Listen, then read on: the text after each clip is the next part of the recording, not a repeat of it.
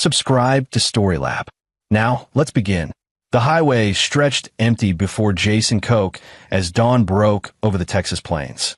15 months overseas, 3 failed satellite calls to his wife Paige, and now this. Driving 90 miles an hour toward St. Catherine's Hospital with his heart hammering against his ribcage. The text from his mother-in-law had been cryptic. Tyler in hospital. Critical. Come now.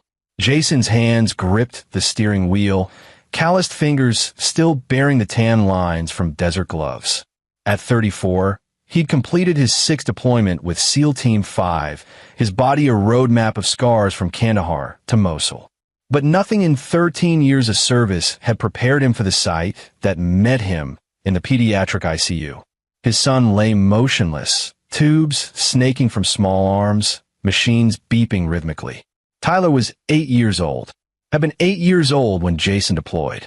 Now the boy looked like a broken doll, face swollen purple and black, left arm encased in a full cast, right leg suspended in traction. Mr. Koch, a nurse appeared, her expression carefully neutral. Dr. Nielsen is waiting to speak with you. Dr. Hugh Nielsen met Jason in a small consultation room that smelled of antiseptic and despair. The surgeon was 50-ish, with tired eyes that had seen too much suffering. He didn't waste time with pleasantries. 17 broken bones, Nielsen said quietly, sliding X-rays onto the light box. Left radius and ulna. 6 ribs. Right femur. Compound fracture. Both hands metacarpals crushed deliberately. Skull fracture, subdural hematoma. We induced the coma to prevent brain swelling. He paused, meeting Jason's eyes. Mr. Koch, I've worked pediatric trauma for 23 years. I've seen car accidents, falls from buildings, everything. This wasn't an accident. Someone used a baseball bat. Methodically. On a child. The room tilted. Jason forced himself to breathe, to stay present. When, 4 days ago, your wife brought him in. She's been here constantly, but she went home an hour ago to shower and change. She doesn't know you're back yet. Who did this? Nielsen's jaw tightened. The sheriff's department is investigating. I should let them explain. But Jason saw something in the doctor's face. Disgust, frustration, maybe fear. Tell me. I'm a mandatory reporter. I called it in immediately as suspected child abuse.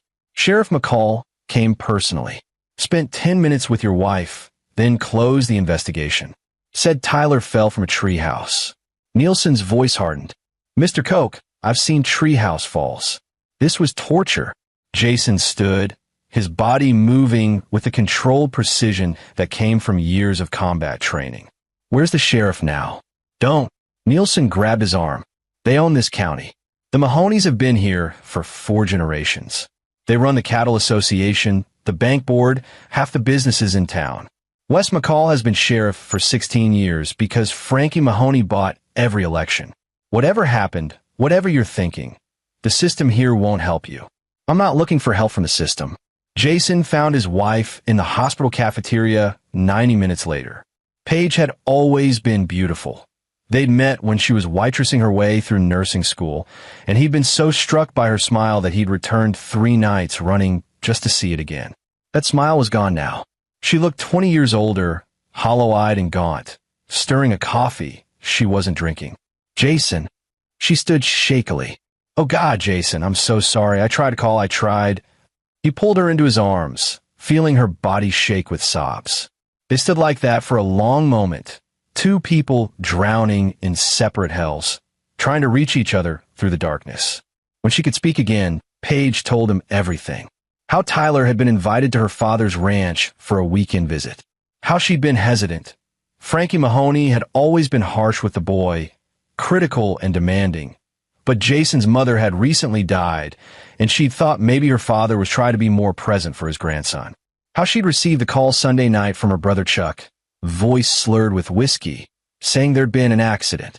They said he was playing in the barn and spooked one of the horses. Paige whispered that it kicked him, then he fell from the loft. But when I got there, Tyler was conscious, and he kept trying to tell me something. He was crying, saying Uncle Damon over and over. Then he passed out in my arms. Your brothers were there? All of them. Chuck, Hugh Damon, and Dad. They were in the living room when I arrived, drinking. Jason, they were laughing. Playing cards. My son was dying in the barn, and they were laughing. Jason's blood ran cold. What did the sheriff say? He came to the hospital that first night. He talked to Dad alone for maybe 5 minutes. Then he told me it was an accident, that these things happen on ranches, and I should focus on Tyler's recovery instead of causing trouble. Her voice broke. I'm a nurse. I know what defensive wounds look like. Tyler's hands, they're destroyed because he tried to protect himself. And the pattern of the breaks, the way the ribs are fractured, someone beat him, deliberately, for a long time. Jason pulled back slightly, studying his wife's face. Did Tyler say anything else? When you first got there? Paige hesitated, then reached into her purse and pulled out her phone. I recorded it. In the ambulance. I don't know what I thought. That maybe someone would listen. She played the audio. Through static and the wail of sirens, Jason heard his son's voice, small and terrified and broken. Mama, I'm sorry, I didn't mean to. Uncle Damon said, I cheated at cards.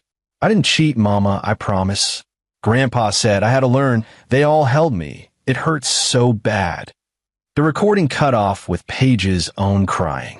Jason replayed it 3 times, memorizing every word, every inflection. Then he handed back the phone and kissed his wife's forehead. Go back to Tyler. Stay with him. Don't leave the hospital.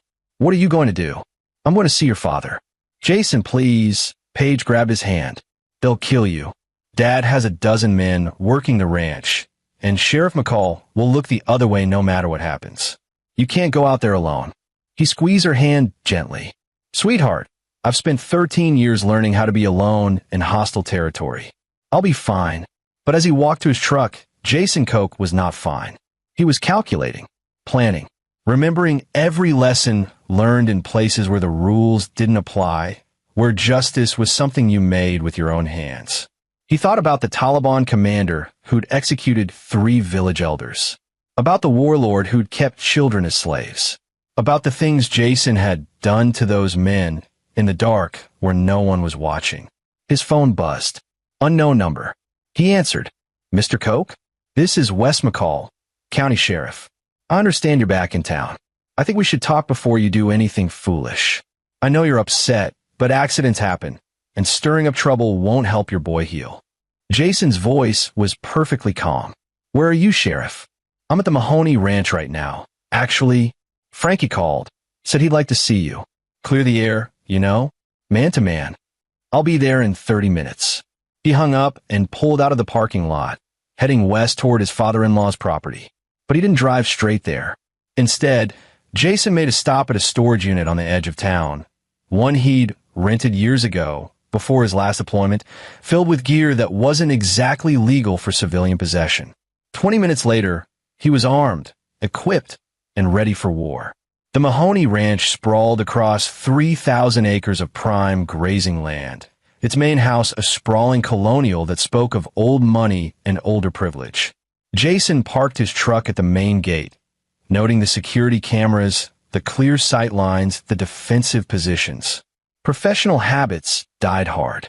For vehicles sat in the circular drive, Frankie Mahoney's Cadillac Escalade, 3 Ford F-350s that belonged to the brothers, and Sheriff McCall's cruiser. Through the front windows, Jason could see shapes moving. 5 against 1. They thought that mattered. He walked to the door and knocked once. Frankie Mahoney answered, all 68 years of him, silver-haired and barrel-chested, wearing a $1,000 suit even on his own ranch. His face showed no guilt, no fear, only mild annoyance. Jason, come in. We need to talk about this unfortunate situation. The living room was exactly as Paige had described, wood-paneled, trophy heads on the walls, a poker table still set up in the corner. Frankie's 3 sons sat on the leather couch. Chuck at 42, the eldest, built like a linebacker with mean eyes and a beer gut. Hugh at 39, leaner but just as cruel looking. Damon at 36, the youngest, with nervous energy and knuckles wrapped in fresh bandages. Sheriff Wes McCall stood by the fireplace, thumbs hooked in his belt, his hand resting near his service weapon. Beer. Frankie gestured to a wet bar. You look like you could use one. Jason closed the door behind him and surveyed the room with the cold assessment of a predator.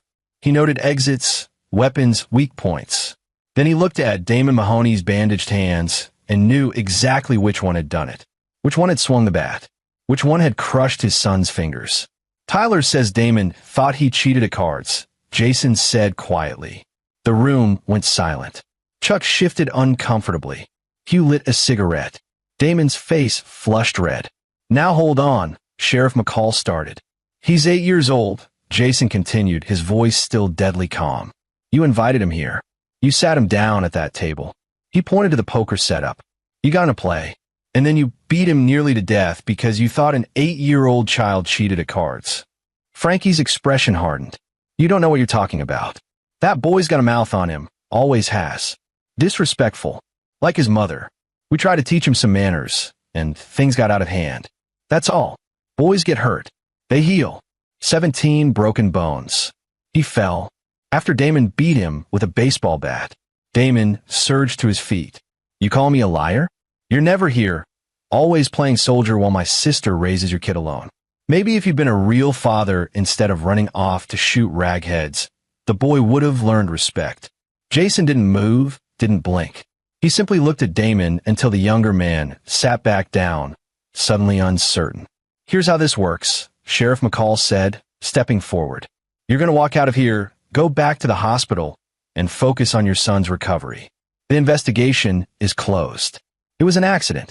The Mahoneys are pillars of this community, and I won't have you spreading vicious lies because you're looking for someone to blame. Am I clear? Very clear, Jason said. Just so I understand, you're all telling me that nothing will happen. No arrests. No charges. No consequences. That's right, Frankie said, smiling now. Because, son, this is my county. My family has been here since 1847. We own the land, the businesses, the people. Hell, we own the sheriff. You're nobody who married in. You've got no family here, no connections, no power. So yes, nothing's going to happen. And if you keep pushing, if you make this difficult, he let the threat hang in the air. Well, hospitals have accidents too. Would be a shame if something happened to Tyler while he's all vulnerable in that ICU. Or to Paige. Women can be careless sometimes, driving these country roads late at night. Something shifted in Jason's eyes, a darkness that made even Chuck Mahoney lean back. But his voice remained soft, almost gentle. Thank you for clarifying. I wanted to be sure I understood the situation before I proceeded. Proceeded with what? Sheriff McCall demanded. Jason smiled, but there was no warmth in it. Sheriff, you just told me the law won't touch these men, that they're above consequences, that if I go through proper channels, nothing will happen except more threats against my family. He looked at each man in turn. You've made this very simple for me. You've removed all ambiguity, all moral complexity. He turned toward the door. That's right, run home, Damon called after him. Maybe spend some time with your kid before they pull the plug. Jason paused at the threshold, hand on the doorknob. Without turning around, he spoke one last time, his voice carrying the weight of 13 years in hell's worst places. Tyler's going to wake up. He's going to heal. And when he does, I want him to live in a world where the men who hurt him no longer exist. He opened the door. Sheriff McCall, you should remember this conversation. You'll need to for your report about what happens next. When they ask why you didn't stop me, tell them the truth. I gave you every chance to do your job. You chose not to. Then he was gone, leaving 5 men staring after him, some smirking, some uncertain, none of them understanding that they'd just been given their only warning from a man who didn't give second chances. Outside, Jason climbed into his truck and pulled out his phone. He had 3 calls to make. The first was to an old friend from his team, Leo Chong, who now worked private security and owed Jason his life from Ramadi. The second was to Norman Newman, a lawyer who specialized in custody cases and had been recommended by Dr. Nielsen. The third was to a number he'd hoped never to use again, a contact from his darker deployments, when emission parameters had been no witnesses, no evidence, no mercy. The voice that answered spoke with a slight Eastern European accent. Didn't expect to hear from you again, Coke. I need equipment, surveillance, weapons, and disposal. A A pause. How many? 5. Timeline. 2 weeks. Maybe less. This official. No. Personal. Another pause. I'll have everything delivered to your storage unit by tomorrow. Same arrangements as Kandahar. Same arrangements. Jason hung up and started the engine. The sun was setting, painting the Texas sky blood red. He thought about his son, about those crushed fingers, about the sound of Tyler's voice on that recording. Then he thought about Frankie Mahoney's threats, about corruption and power and men who believed themselves untouchable. They were wrong. Jason had touched worse men in darker places, and none of them had survived to tell the tale. The war had just begun, but these enemies didn't know what war truly meant. They were about to learn. Jason spent the next 3 days at the hospital, never leaving Tyler's side except to shower in the family room. Dr. Nielsen had warned that even if the boy woke from the coma, there could be brain damage, personality changes, physical disabilities. The waiting was its own kind of torture. Paige barely spoke. She'd been shattered by her family's betrayal, by the realization that her father and brothers had nearly killed her son and felt no remorse. On the second night, after Jason had fallen asleep in the bedside chair, she woke him with trembling hands. "I called my mother," she whispered. "Martha." I thought maybe she didn't know. Maybe Dad hid it from her. But she knew Jason. She knew what they did.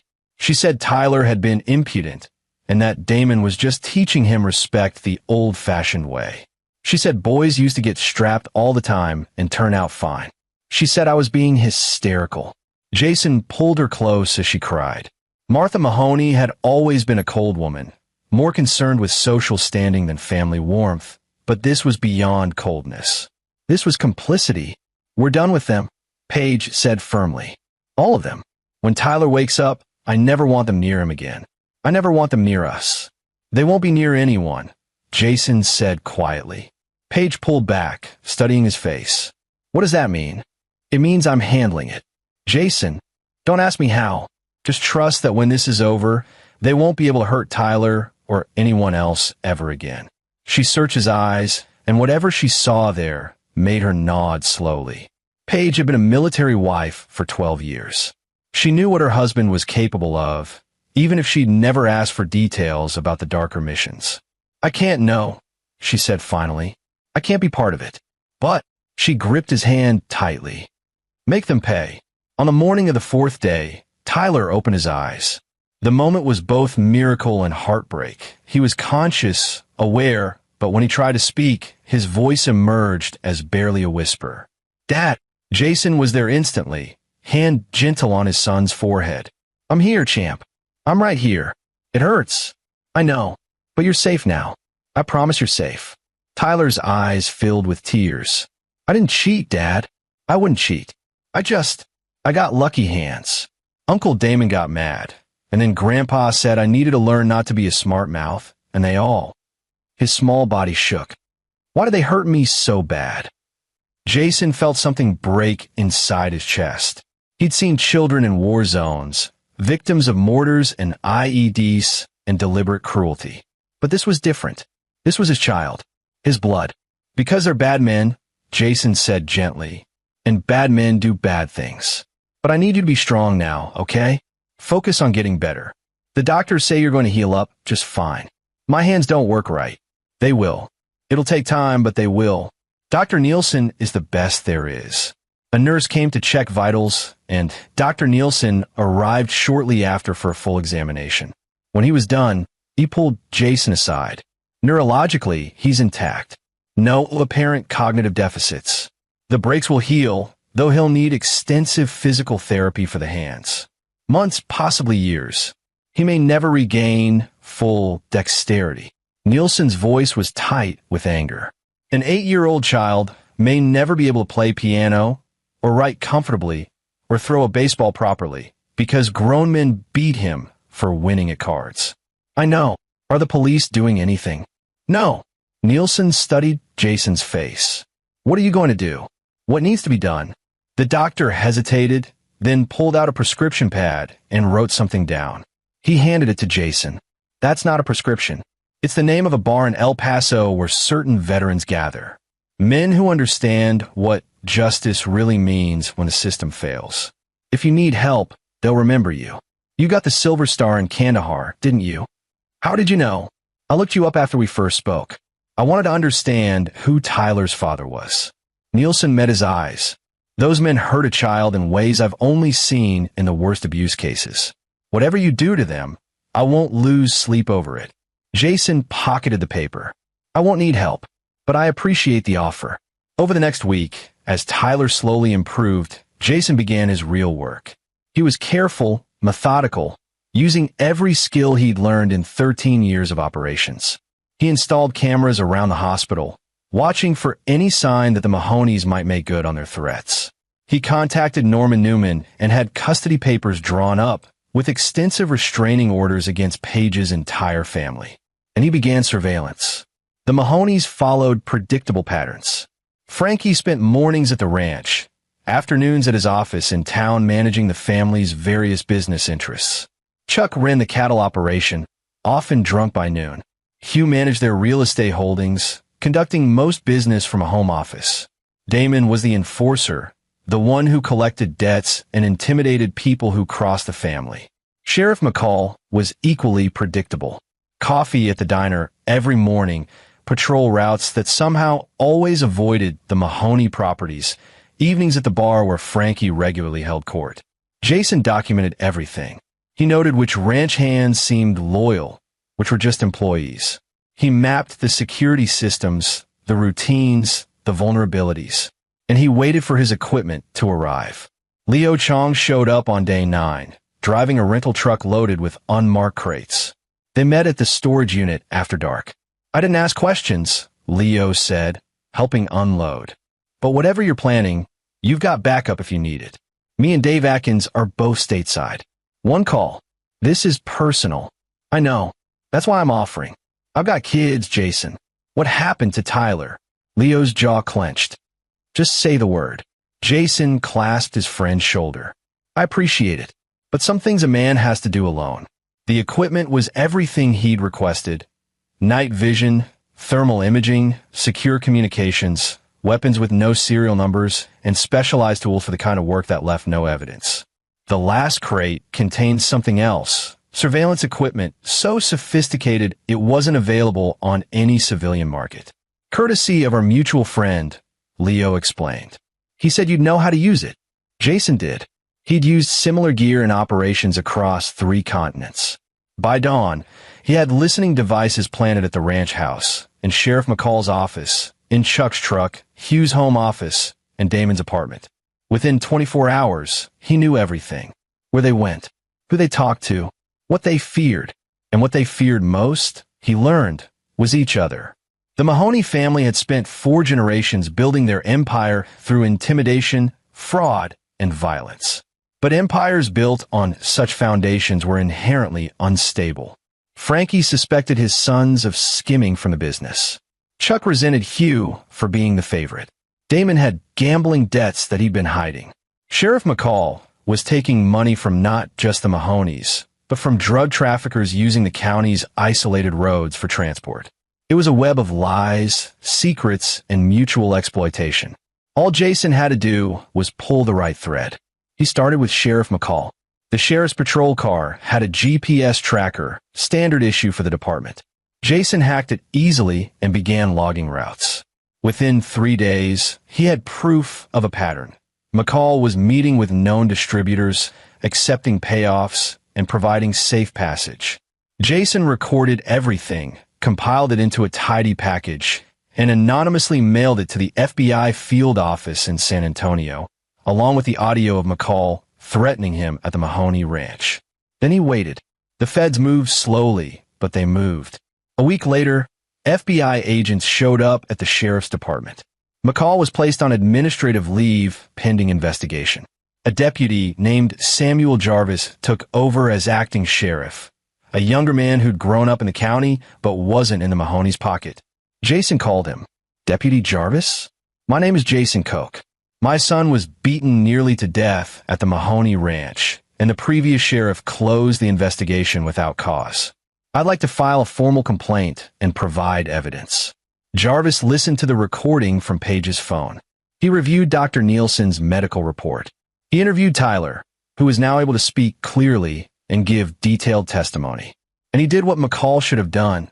He brought charges. Frankie Mahoney, Charles Mahoney, Hugh Mahoney, and Damon Mahoney were all charged with felony child abuse, conspiracy, and assault with a deadly weapon. Arrest warrants were issued. But Jason knew the legal system was only the beginning. Men like the Mahoneys had lawyers influence bail money. They'd be out within hours, and they'd be furious. The real war was just starting. The Mahoneys made bail within 6 hours of their arrest. Combined bond of $500,000, paid in cash from accounts spread across 3 banks. By evening, they were back at the ranch, their anger palpable even through the surveillance equipment Jason had planted. "That little bitch," Frankie snarled, his voice crystal clear through the living room microphone. Page turned on her own family. "And that seal bastard thinks he can come back here and destroy us. We should have finished the kid when we had the chance," Damon said. "Made it look like he never woke up from a coma." "Shut up," Hugh snapped. "They're recording everything now." The FBI took Wes's office apart. For all we know, they've got this whole house wired. Jason smiled grimly in his truck, parked 3 miles away with his laptop open. They were getting paranoid. "Good." Chuck's voice was slurred, already drunk despite the early hour. "What's the lawyer say?" "He says it's manageable," Frankie replied. "No physical evidence except the medical reports, and we'll argue it was a horse kick, accidental. The kid's testimony won't hold up in court. He's 8, traumatized, and his father is coaching him. We'll make it about Jason trying to destroy us for money, claiming he wants to sue for damages. Turn the whole thing around. And if that doesn't work," Damon asked. A long pause. "Then we handle it the old way. People have accidents. Witnesses forget what they saw. Juries can be convinced." Jason recorded it all, but he wasn't planning to use it in court. He was planning something else entirely. That night, after Paige and Tyler had fallen asleep in the hospital room, Jason left the building and drove to the Mahoney ranch. He parked a mile away, blacked out his clothing, and moved through the darkness like the ghost he'd been trained to be. The ranch was large, but security was overconfident. Cameras pointed at obvious approaches, motion sensors at the main gates, nothing covering the blind spots a professional would exploit. He reached the barn where Tyler had been beaten. The structure was old, well-maintained, filled with tack and equipment. Jason found what he was looking for quickly. A Louisville Slugger, 32 inches of ash wood, with dark stains on the barrel that hadn't been properly cleaned. Blood. Tyler's blood. He photographed it with a special camera that detected hemoglobin signatures, took samples with evidence swabs, then replaced it exactly where he'd found it. The FBI would need this for their case. But Jason needed it for something else. He made his way to the main house. Through the windows, he could see Chuck passed out on the couch, beer bottles scattered around him. Hugh's car was gone. According to the GPS tracker Jason had planted, he was at his girlfriend's house in town. Damon was in his apartment, above the garage. Frankie and Martha were in the master bedroom, lights out. Jason bypassed the alarm system, a joke compared to the security he'd infiltrated in Kabul, and entered through the mudroom. The house smelled of leather, with smoke and old money. He moved silently through rooms filled with trophy heads and family portraits, generations of Mahoneys staring down with the same arrogant eyes. He found Frankie's office and went to work. The computer was password protected, but Jason had tools that made short work of that. Within 20 minutes, he had access to everything. Business records, property holdings, bank accounts, and, more importantly, a hidden folder labeled insurance. Inside were files that would destroy the Mahoney family business.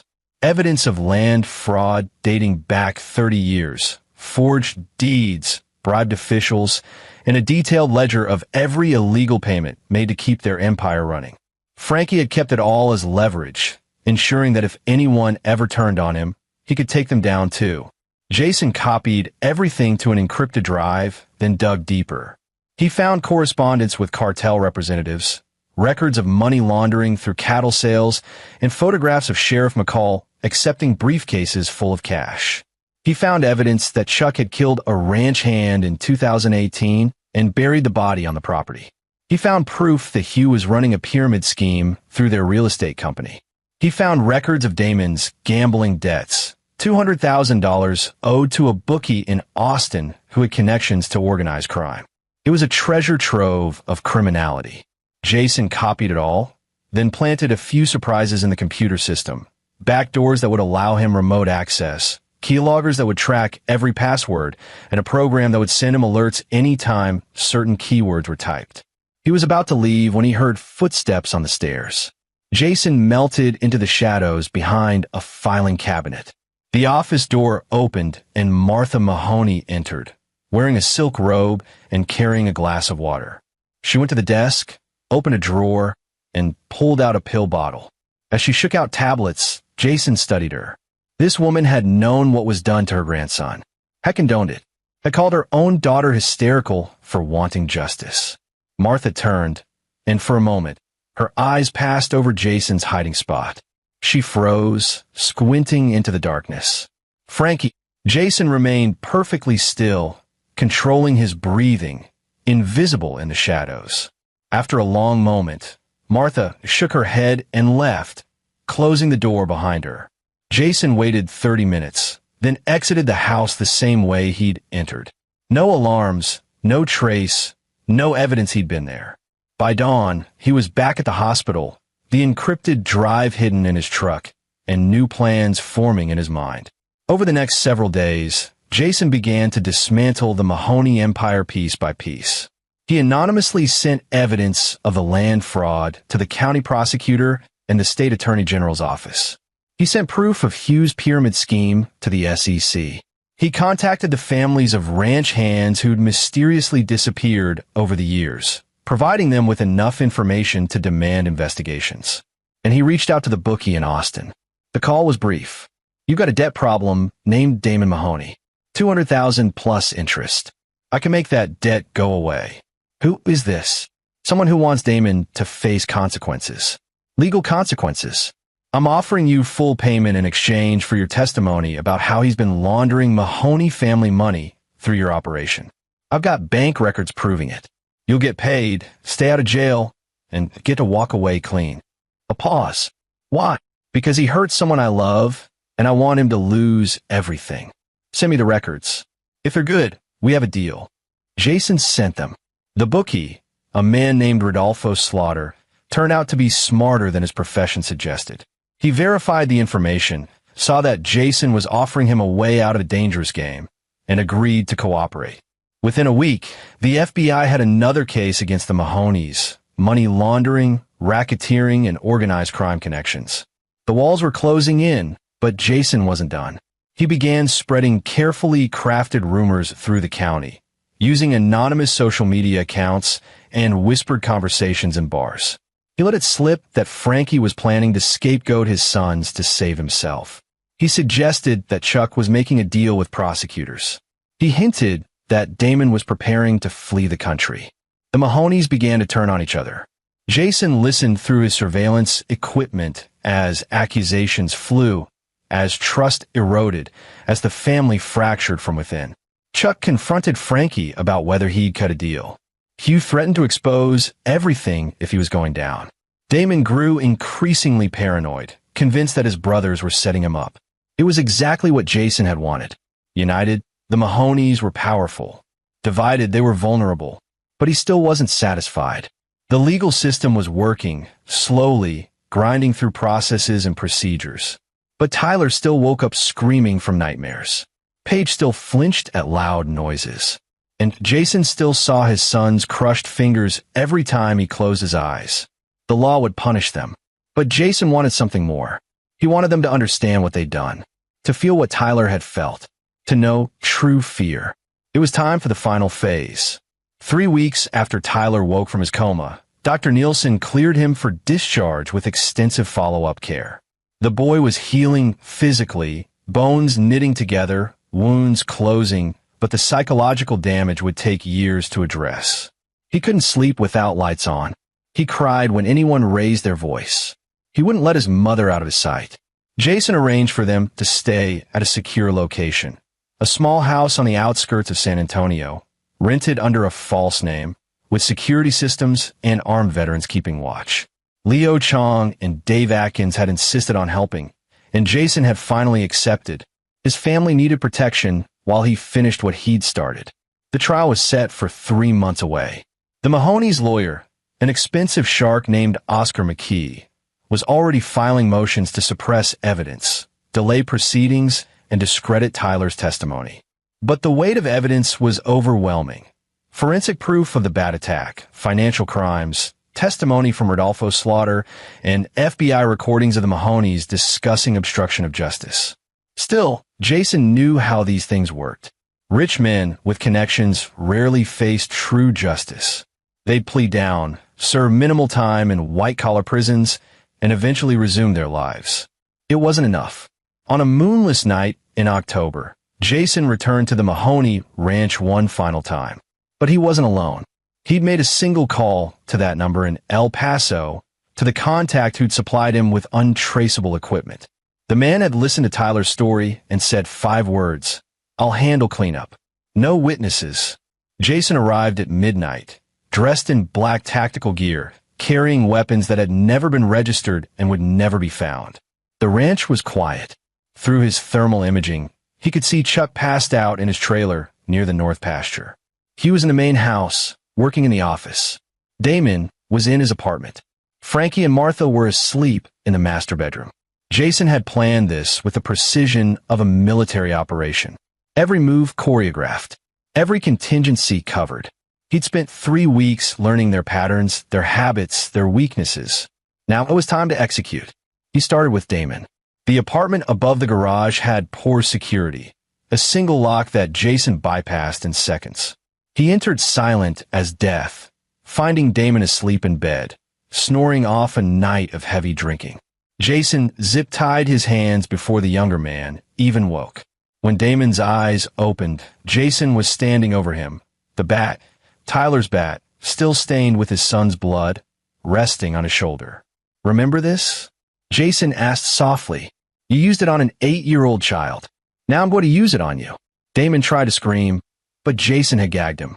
The first swing broke his right hand, the one he'd used to grip the bat. The second broke his left. Jason was methodical, precise, breaking exactly 17 bones, just as had been done to Tyler. He worked in silence, ignoring Damon's muffled screams, his thrashing, his desperate attempts to escape. When it was done, Jason pulled out his phone and showed Damon a video, Tyler in hospital, crying, saying he didn't cheat. "This is what you did. This is what you are. And now you're going to spend the rest of your life knowing that someone stronger made you pay for it." He left Damon broken on the floor, called 911 from a burner phone, reporting an intruder at the Mahoney Ranch, then moved to his next target. Chuck was easier, drunk, alone, isolated in his trailer. Jason woke him by pressing a knife to his throat. "You held Tyler down," Jason said, "while your brother beat him. Dr. Nielsen's report says Tyler had bruises on his shoulders from being restrained. That was you." Chuck, sobering rapidly, tried to bargain. "I'll testify against them. I'll tell the cops everything. Just don't." Too late. Jason didn't use the bat on Chuck. Instead, he forced him to drink. An entire bottle of whiskey poured down his throat until Chuck was choking, vomiting, barely conscious. Then Jason arranged the scene carefully. Overturned furniture, empty bottles, a space heater tipped over and sparking against the trailer's thin walls. He left before the fire started, watching from a distance as flames consumed the structure. Chuck's screams lasted less than a minute. The volunteer fire department wouldn't arrive for 20 minutes. Too late. Hugh proved more challenging. He was awake, working in Frankie's office, when Jason entered the main house. But Jason had surprise and superior training. He subdued Hugh with a chokehold, restraining him before the man could reach the gun in his desk drawer. "You wanted to be the smart one," Jason said, dragging Hugh to the basement. "The businessman, the one who kept your hands clean while your family did the dirty work. But you knew what they did to Tyler. You were at that card table. You watched." "I didn't touch him," Hugh gasped. "I swear I tried to stop them." "Liar." The basement was old, stone-walled, built when the house was constructed in the 1920s. It had been used for storage, but before that, in darker times, for other purposes. Jason found chains still anchored to the walls, left over from when the Mahonies had used this space for what they'd euphemistically called employee discipline.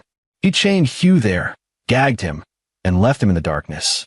Then he went upstairs to find Frankie. The patriarch of the Mahoney family was still asleep when Jason entered his bedroom. Martha stirred, but Jason had brought ketamine, the same drug used in Tyler's medically induced coma. A quick injection, and she was unconscious, breathing steadily but out for hours. Frankie woke to find Jason sitting in a chair beside the bed, the bat across his lap. "What the hell?" Frankie reached for his nightstand. "The gun's not there," Jason said calmly. "I removed it, along with the one in your office, the shotgun in the hall closet, and the rifle you keep in the truck. You're unarmed, helpless, like my son was." Realization dawned in Frankie's eyes. "Coke, you broke into my home. You broke my son's body. 17 bones. Do you know what that feels like? To see your child so damaged that he might never be whole again. That was an accident. You watched Damon beat him. You gave the order. And then you threatened to kill Tyler if I didn't back down." Jason stood, the bat swinging loosely in his hand. "I want you to understand something, Frankie. Everything that's happened, the FBI investigation, the evidence, the witnesses turning against you, that was all me. I destroyed your empire. I turned your family against each other. I made sure you'll spend the rest of your life in prison. But that's not enough." Frankie tried to run. Jason let him get as far as the bedroom door before tackling him. They struggled, but it was no contest. Jason had 30 years on him and 13 years of combat training. Within seconds, Frankie was restrained, zip-tied, helpless. "Your son Damon is in his apartment with 17 broken bones," Jason said conversationally. "By the time paramedics find him, he'll have been in agony for hours. Chuck is dead, burned alive in his trailer. The fire department will rule an accident, a drunk falling asleep with a space heater on. And Hugh is in your basement, chained to the wall, waiting to be found. Or not found, depending on what I decide. You're insane. No, I'm what happens when you hurt someone's child and think there won't be consequences." Jason pulled out his phone and showed Frankie the evidence he'd compiled. "I have proof of every crime you've committed for the last 30 years. Land fraud, murder, money laundering, bribery. It's all going to the FBI, the state attorney general, the IRS, and the media. The Mahoney name will be synonymous with corruption and evil. Your grandchildren will change their names to avoid the stigma. Your wife will spend her final years testifying against you to avoid prosecution herself." Frankie's face had gone pale. "What do you want?" "I want you to confess. On video. Everything you did to Tyler. Everything you've done to others. I want the truth in your own words. And if I do, then I'll leave you alive to face justice. If you don't..." Jason let the implication hang. Frankie broke. In the end, they all broke. Jason had learned that in places where empires were built on violence and fear, when real violence came for them, when they faced someone who'd seen worse and done worse in the name of justice, they crumbled. Frankie confessed to everything. The abuse of Tyler, covering up Chuck's murder of a ranch hand, bribing officials, laundering money, all of it. Jason recorded every word on his phone, the video crystal clear, the audio perfect. When it was done, Jason knocked Frankie unconscious with a precise strike and left him on the bedroom floor next to his sedated wife. He found Hugh in the basement and released him, handing him a phone. "Call 911. Tell them everything. If you don't, I'll come back. And next time, I won't leave you alive." Hugh, broken and terrified, agreed. Jason left the ranch as emergency vehicles began arriving. Fire trucks for Chuck's trailer, ambulances for Damon, deputies for the rest. By the time the sun rose, the Mahoney family was destroyed. Damon survived, but would never regain full use of his hands. Chuck was dead, officially ruled an accident, though the timing raised questions. Hugh testified against his father in exchange for a reduced sentence. Frankie, faced with overwhelming evidence, including his own confession, pled guilty to avoid trial. He received 35 years in federal prison. Martha cooperated with investigators, providing testimony about decades of abuse and corruption. She received probation and moved out of state, shunned by the community that had once revered the Mahoney name. The ranch was seized by the federal government to settle financial crimes. The cattle were sold off. The house stood empty, a monument to fallen pride. Acting Sheriff Jarvis was appointed permanently and began cleaning up the department. The county slowly healed, freed from the shadow of the Mahoney's influence. Jason never faced charges. There was no evidence connecting him to Chuck's death or the assault on Damon. The security footage from the ranch had mysteriously malfunctioned that night. No witnesses came forward, and the man who'd helped with cleanup left no trace. When FBI agents questioned Jason, he simply said, "I was at the hospital with my son that night." Check the logs. And the logs showed exactly that. A forgery, but perfect enough to create reasonable doubt. The agents suspected, but they couldn't prove. Eventually, the case was closed. 6 months after the night at the Mahoney Ranch, Jason sat on the back porch of their new home in San Antonio, watching Tyler play in the yard. The boy still had braces on his hands, still went to physical therapy 3 times a week, but he was laughing, playing, healing. Paige joined him, 2 glasses of lemonade in hand. Dr. Nielsen called. Tyler's x-rays look good. He thinks full recovery is possible now. That's good. She sat beside him, silent for a moment. I never asked what happened that night. I don't want to know, but I know you did something. The way Damon looked in court, the fear in Dad's eyes. She took his hand. Thank you for protecting us, for making sure they could never hurt us again. They won't, Jason said simply. I made sure of it. They sat together, watching their son play. And for the first time since Jason had returned from deployment, something like peace settled over them. But peace was a fragile thing. Jason learned that lesson again when a black SUV pulled up to their house a week later. 2 men in suits emerged, showing FBI credentials. Mr. Koch, we need to talk about some inconsistencies in your statement about the night Chuck Mahoney died. Jason's blood ran cold. They'd found something. A witness, evidence, some thread he'd missed. He glanced at Paige, saw the fear in her eyes, and made a decision. Let's talk inside, he said calmly. The agents followed him to the living room. They sat across from Jason, their expressions professional but suspicious. The older one, a man named Ramon Booth, pulled out a file. We've been investigating the Mahoney case, Booth said. Something doesn't add up.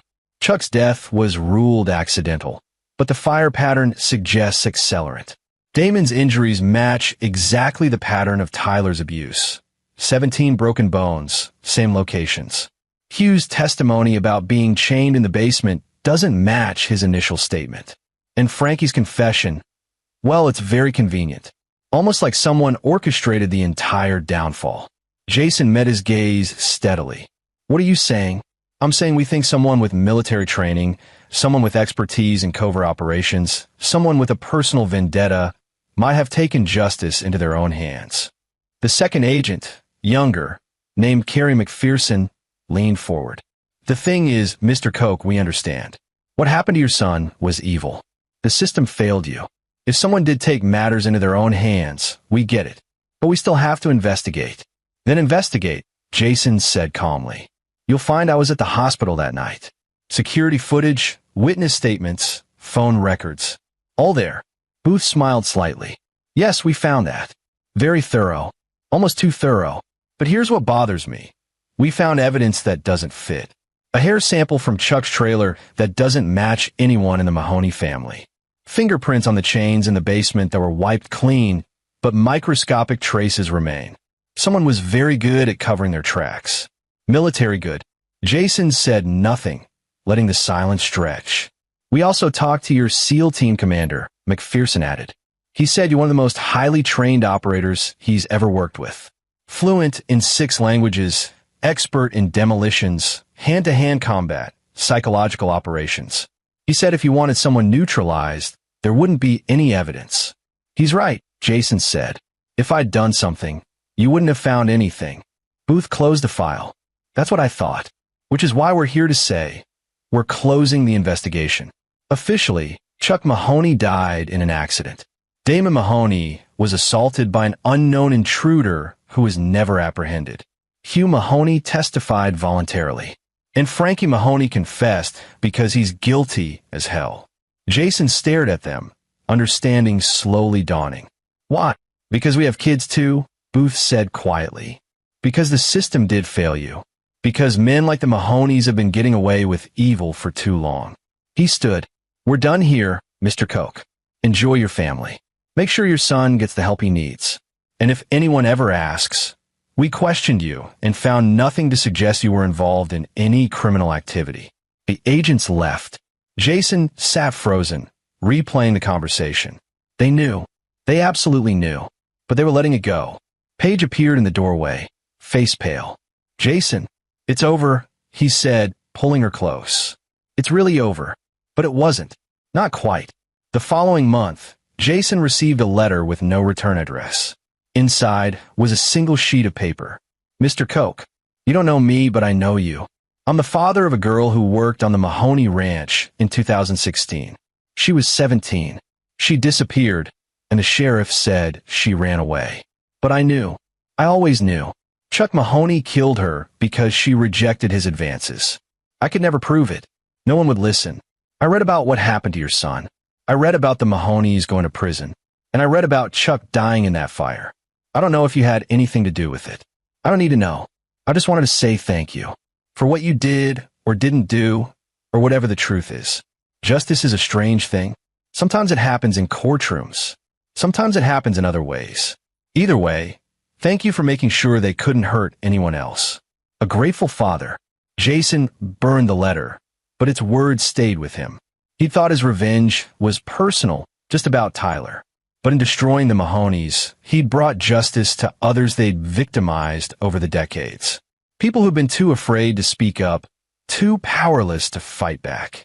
Maybe that's what true justice looked like. Not perfect, not pretty, but effective. Permanent. Over the following year, life normalized. Tyler's hands healed enough for him to return to school. He'd never be a pianist or a surgeon, but he could write, could play catch, could live a normal life. The nightmares faded. The fear lessened. He became a happy kid again, with scars that would always remind him what he'd survived. Paige went back to nursing, finding purpose in helping other trauma victims. She never spoke about her family again, had changed her maiden name legally to distance herself from the Mahoney legacy. Jason left the Navy, taking a position training other veterans in private security. He never deployed again, never left his family. He'd seen enough war, done enough dark things. Now he wanted to be present, to be the father Tyler needed. But he kept his skills sharp, kept his contacts active, because he knew that evil didn't end with the Mahonies. There were other predators, other corrupt systems, other families being destroyed while the law looked away. And if someone ever came to him, someone whose child had been hurt and the system had failed them, well, Jason had learned something important. Sometimes justice required someone willing to step outside the law. Someone who'd seen the darkest parts of human nature and wasn't afraid to meet it on its own terms. Sometimes justice required a man who could say, "Mine aren't tied," and mean it. On Tyler's 9th birthday, as they celebrated with cake and presents in their new home, Jason watched his son blow out the candles. The boy's hands, scarred but functional, worked well enough to hold the knife as he cut the cake. His smile was genuine, unburdened by the fear that had haunted him for so long. Later, when the guests had gone and Tyler was asleep, Jason stood in his son's doorway, watching him breathe. Paige joined him, leaning against his shoulder. "What are you thinking?" she asked. "That he's safe now. That no one will ever hurt him again." Jason's voice was quiet but firm. "I made sure of it." "I know you did." She squeezed his hand. "Whatever you did, however you did it, I know it was for him. For us. For all of us," Jason corrected. "For everyone the Mahonies hurt over the years. For the next kid who might have been in Tyler's position. I broke the cycle. Do you regret it?" Jason considered the question. He thought about Chuck's screams as the fire consumed him. About Damon's eyes when he realized he was experiencing exactly what he'd inflicted on an innocent child. About Frankie's face as his empire crumbled around him. "No," he said finally. "I don't. They had every chance to be better. They chose cruelty. They chose evil. All I did was make sure they faced the consequences they'd avoided for so long." Paige nodded slowly. "Good, because I don't regret it either. They took our baby and nearly killed him. They deserved everything they got." They stood together in the doorway, watching their son sleep peacefully, and knew that whatever darkness lived in their past, they'd emerged into light. Together, alive, free. The Mahoney name became a cautionary tale in their county. A reminder that no one, no matter how powerful or connected, was truly above justice. The ranch land was sold to a conservation group that turned it into a nature preserve. The house was demolished. The family fortune was distributed to their victims as restitution. And Jason Koch, former Navy SEAL, husband, and father, lived quietly with his family. He never spoke about what happened that night. The FBI never reopened the case. The truth remained buried, known only to a few, suspected by fewer. But in the darkest corners of the veteran community, in the places where men gathered who'd seen too much and done too much, a story circulated. About a SEAL who'd come home to find his son broken. About corrupt men who thought they were untouchable. About justice delivered in the shadows by someone who knew exactly how to make evil disappear. And when someone asked if it was true, the veterans would just smile and say, "If it was true, you'd never know." That's how you know it's real. Years later, Tyler would grow into a strong young man, marked by his experience, but not broken by it. He'd become an advocate for child abuse victims, using his story to inspire others to speak up, to fight back, to refuse to let their attackers win. And when people asked him how he survived, how he recovered, how he found the strength to move forward, Tyler would think of his father, the quiet man who taught him that strength wasn't about never falling down, but about getting back up, about protecting those you loved, about making sure evil faced consequences. "My dad saved me," Tyler would say, "not just that night in the hospital, but every day after. He showed me that monsters can be defeated, that justice is real, even when the system fails. He showed me how to be strong, and that, in the end, was the real victory. Not the destruction of the Mahoneys, but the survival and strength of the family they tried to break." Tyler lived. Paige healed. Jason found peace. The shadows that haunted them faded, replaced by light and love and the simple joy of being together. And if sometimes Jason still woke in the night, hearing echoes of screams or seeing his son's broken body, he'd remind himself, it's over. They're gone. We're safe. And it was enough. This is where our story comes to an end. Share your thoughts in the comments section. Thanks for your precious time. If you enjoyed this story, then please make sure you subscribe to this channel. That would help me a lot. Click on the video you see on the screen, and I will see you there.